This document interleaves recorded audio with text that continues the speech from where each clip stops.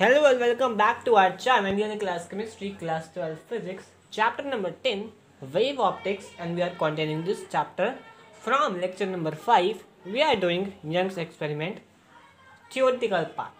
तो Young's experiment हमारे पास जो था, when the two waves are coming from a point, when one wave is coming from a point and it strikes on a surface which has two pinholes. So the next wave strike on the surface which have dark and bright fringes. The dark fringes is applied due to dark fringes show on the screen due to destructive interference, whereas the bright fringes will show on the screen due to constructive interference on the from the waves. Constructive interference हमारे पास वो था जहाँ दोनों की crust अगर add हो तो वहाँ पर हमें मैक्सिमम इंटेंसिटी मिलती है, and various the destructive interference हमारे पास वो था जहाँ क्रस्ट और ट्रफ जो दोनों इक्वल मैग्नीट्यूड में हो लेकिन अपोजिट डायरेक्शन में हो, तो positive and negative will cancel each other and the intensity of the light wave is equal to 0. So वहाँ पर ये दोनों थ्योरीज आती थी, और ये दोनों थ्योरीज जो थी वो कोहेरेंट सोर्स की थी. नॉन कोहेरेंट सोर्सेस में हमें लाइट वेव की डार्क फ्रिंजेस मिलती हैं. मीन्स इन इनकोहेरेंट सोर्स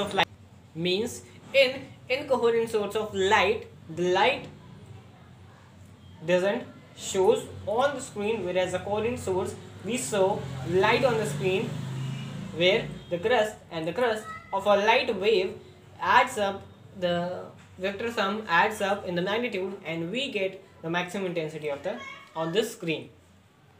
अब यहाँ पर जो हमारे पास सेंस एक्सपेरिमेंट की थ्योरी है वहाँ पर भी हमने दो लाइट वेव्स ली हुई हैं, सोर्स लिए हुए हैं, source S1 and source S2, और जो दोनों है वो पॉइंट P पर स्ट्राइक करेंगे. अब ये जो दोनों वेव्स हैं उनका डिस्टेंस है from S1P is equal to R1 and S2P is equal to R2 distance. OX जो है वो परपेंडिकुलर बाइसेक्टर है दोनों लाइंस का, और जिसकी वैल्यू है capital D, and capital D is the distance from the source to the screen between the source and the screen. Capital D distance है, और S1 और S2 जो डिस्टेंस है हमारे पास वो दोनों सोर्स के बीच का डिस्टेंस है. Small d the distance between the two sources and capital D is the distance between the source and the screen. और जो XP distance है हमारे पास वो small x से denoted है. XP distance is denoted by small x. S1y perpendicular है OX पर.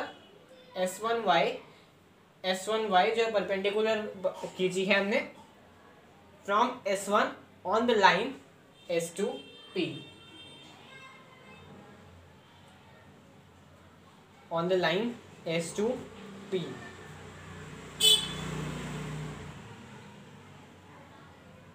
S2P से लाइन कीजिए तो ये यहाँ पर नहीं होगा. S2P पर जो परपेंडिकुलर है S1y जो है वो परपेंडिकुलर है S2P पर. ये परपेंडिकुलर हमारे पास हो गया. अब इस परपेंडिकुलर से हमें जो मिलेगा S2y जो वैल्यू मिल रही है वो हमारे पास S2y की जो वैल्यू है वो एक्चुअल में हमारे पास पाथ डिफरेंस बन रहा है, क्योंकि एक वेव स्टार्ट हुई यहाँ से, दूसरी वेव स्टार्ट हुई यहाँ से, तो एक वेव जो है वो P पॉइंट पर जल्दी पहुंचेगी, whereas the S2 waves lags. तो यहाँ पर जो डिफरेंस बनेगा, पाथ डिफरेंस बनेगा, वो डिनोटेड किया जाएगा R2 माइनस R1, जिसका मैग्नीट्यूड ज़्यादा उसका मैग्नीट्यूड कम, R2 माइनस R1, और we can say S2P minus S1P. S2P minus S1P is equal to S2y. जो ये डिस्टेंस है हमारे पास ये बताएगा ये दोनों में पाथ डिफरेंस कितना होने वाला. अब जो हमारे पास एंगल XOP है उसको हम थीटा लेंगे. ये भी एक दूसरी डेरिवेशन से आता है कि थीटा क्यों लेंगे, क्योंकि जो एंगल हमारे पास है, अगर ये दो एंगल्स ले लें हमारे पास, ये दो एंगल्स ले लें तो दो एंगल्स का सम यहाँ पर 90 होगा, और यहाँ पर जो एंगल बनेगा ये एंगल भी 90 है, तो इन दोनों का भी एंगल का सम 90 होगा. तो दैट्स वाई बीटा जो एंगल अगर हम यहाँ लेते हैं तो beta is equal to angle theta. तो the angle XOP is denoted as theta. अब यहाँ पर जो आइडेंटिटीज लगने वाली है, जो दो ट्राइंगल्स अब हम लेंगे, the triangle is said to be S1 S2 Y and the triangle XOP. So दो ट्राइंगल्स पर काम होने वाला है, S1 S2 Y and XOP. So let's have a look on that. So the two triangles used in that, the first triangle is S1 S2 Y. अब S1 S2 Y में अगर हम sin थीटा का formula लगाएं तो sin theta is equal to perpendicular upon hypotenuse. The perpendicular is S2Y and the hypotenuse is equal to S1 S2. Then अब हमारे पास जो perpendicular है that is equal to R2 minus R1 और जो S1 S2 है वो small d से represent किया गया है. Then sin theta is equal to R2 minus R1 upon D. So D sin theta is equal to R2 minus R1 and or we can say this is a path difference. अब जो हमारे पास दूसरा triangle आता है काम में, that is triangle XOP. Triangle XOP. From the red dotted line, the triangle is XOP. अब उसमें tangent थीटा का फॉर्मूला लगाते हैं.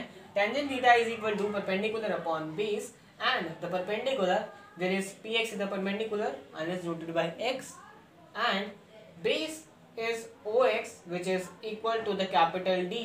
So x upon D हमारे पास ये हो गया इन दोनों से. अब इस तरह की हमारे पास जो कैलकुलेशंस होती हैं वहाँ एंगल जो काफ़ी स्मॉल होते हैं. सो एंगल स्मॉल होने के पहले भी हमने केस पढ़ा है कि sine theta is equal to theta हम लिख सकते हैं.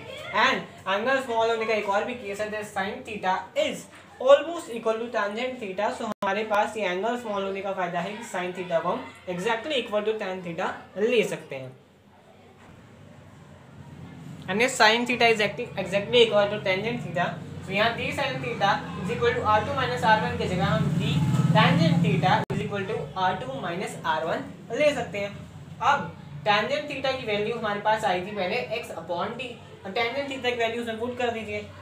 तो टेंजेंट थीटा की वैल्यू पुट करने के बाद हमारे पास जो फॉर्मूला है that is dx upon capital D is equal to R2 minus R1 and that is the formula of path difference for two sources which are superposing at a point P at a distance R1 and R2. तो ये distance हमारे पास हो गया. अगर ये given distance है तो हमारे पास capital D that is distance between the screen and the source और स्मॉल d हमारे पास the distance between the two sources. So हमारे पास अगर सब वैल्यू गिवन है, x is the distance between the perpendicular bisector and the point P at the superposing point of the wave. जब दो वेव सरपोज हो रही हैं और परपेंडिकुलर बाइसेक्टर के बीच का डिस्टेंस x होगा. R2 R1 S1P यानी कि distance between the source and the screen जो हमारे पास पाथ है उसका वेव का पाथ है, वहाँ पे डिस्टेंस हमारे पास R2 और R1 हो जाएगा. So that summarizes this topic of whole Young's experiment. पहले हमने कर लिया Young's experiment as an experiment. क्या था Young's का experiment?